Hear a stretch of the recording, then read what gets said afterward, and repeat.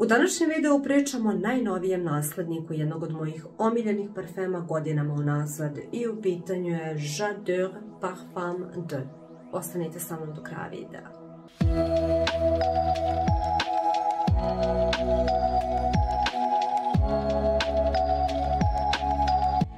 Ćao svima, ja sam Maša, dobrodošli nazad na moj kanal. Ukoliko ste prvi put na mom kanalu, obavezno se pretplatite, stisnite zvonce, neka ovaj video sakupi jedno 20 lajkova i danas pričam o klasiku i u pitanju je J'adore.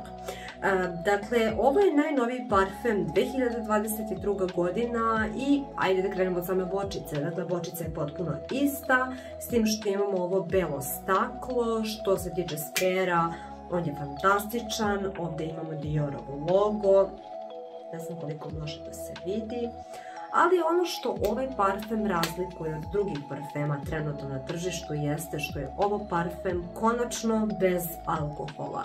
Tako da imamo parfem koji možemo neometano da prskamo na kosu, na telo, dakle čak i delove koji su izloženi suncu. U principu zaista dobar potez Diora.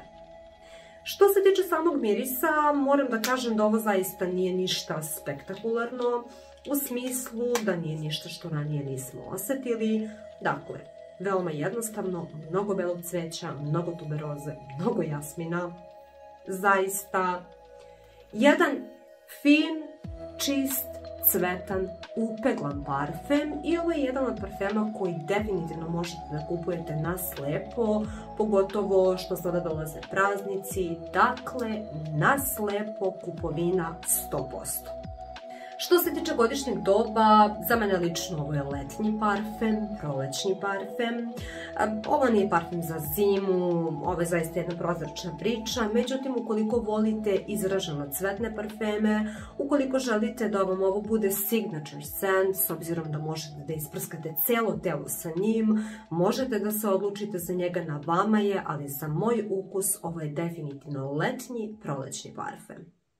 Što se tiče prilike, ovo su definitivno dnevne varijante, dakle, nije ništa što može da ostavi neki jak utisak na nekoga u nekim večernjim varijantama, u dnevnim varijantama da, ali ukoliko ste tip osobe koji želi da miriše čisto, na cveće, na sveže, ovo može da bude pravi izbor za vas.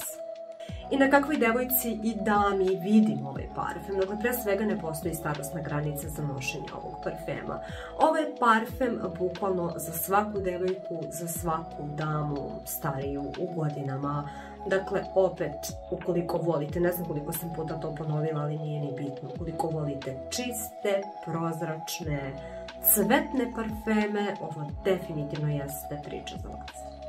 Ovo je bila kratka recenzija najnovijeg Diorovog J'adora.